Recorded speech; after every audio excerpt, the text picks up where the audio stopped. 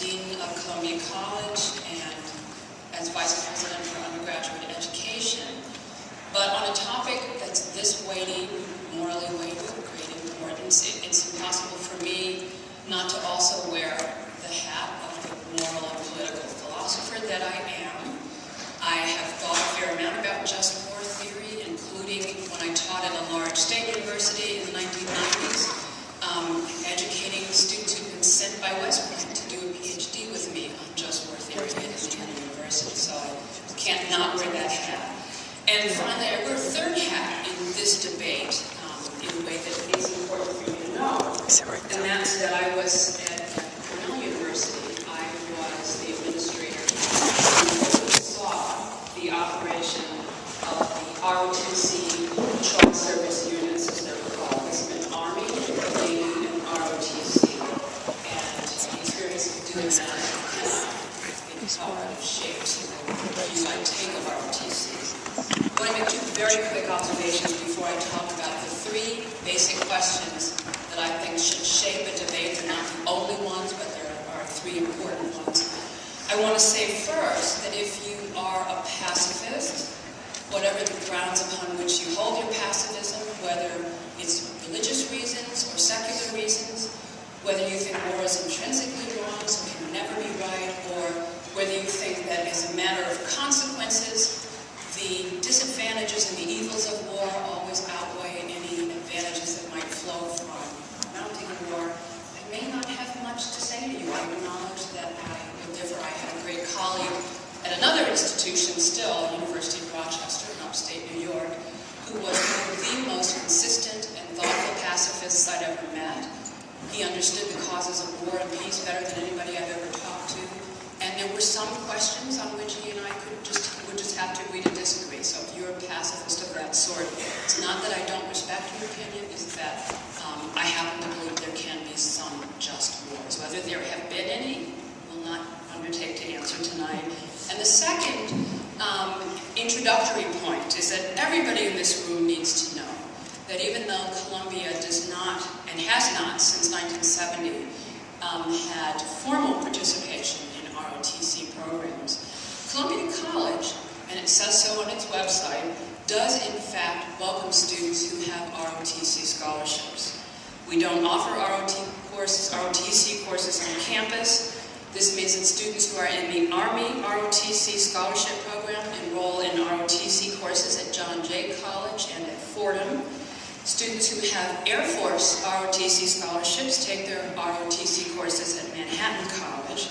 And I do want to say a couple of very quick things about this. We don't offer courses, but we do two things that we hope at least show our understanding and appreciation of the value of the work that ROTC students are doing in these programs. So if a student wishes, first of all, we can list on the transcript that a student has been enrolled in ROTC courses. They have to self-identify to us, but we can treat ROTC as we do service in an internship program. We don't give academic credit, but we do note the participation if the student wishes on the transcript. And secondly, in the spring of 2010, the Committee on Instruction for the College and for General Studies decided that, or agreed that our ROTC students could receive physical education credit and thereby satisfy our two-term phys ed requirement through their ROTC work. So it's important to have that background. So now what are the three basic questions I think are fundamental?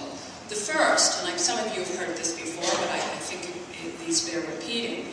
What kind of military is most conducive to the persistence of free and open democratic institutions?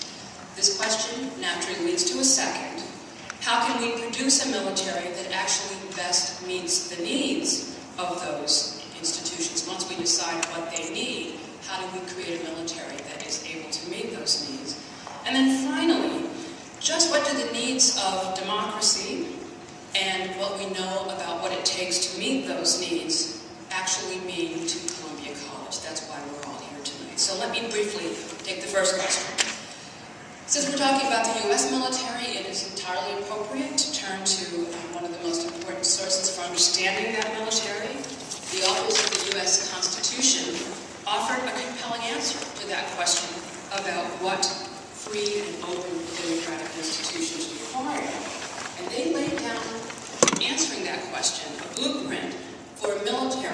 that remains fundamentally subject to civilian control. Article 1, Section 8 gives Congress the right to raise and support an army and to provide and maintain the Navy. Article 2, Section 2 declares that the President is the Commander-in-Chief of the military. And in addition, and I saw this firsthand, the oaths that are taken by enlisted personnel and commissioned officers alike require them to swear or affirm that they will support and defend the Constitution. Remember, the Constitution that makes the military subject to civilian control.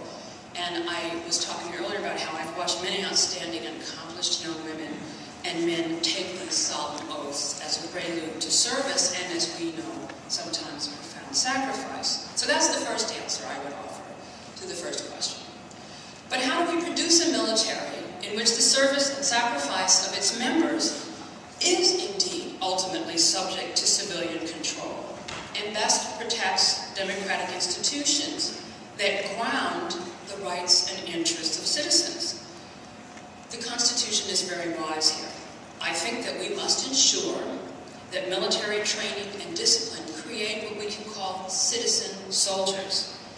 We should encourage the members of the military also to see themselves as such. And I think those of you who have been watching the events unfold in Egypt will understand just what it means for a military to be able to say, maybe I'm a citizen as well as a soldier.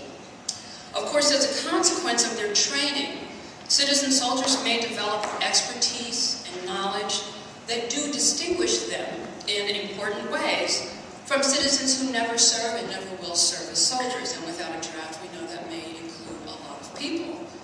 But if, as a consequence of their training, they can come to see themselves not merely as professional soldiers, which they may be, but also as citizens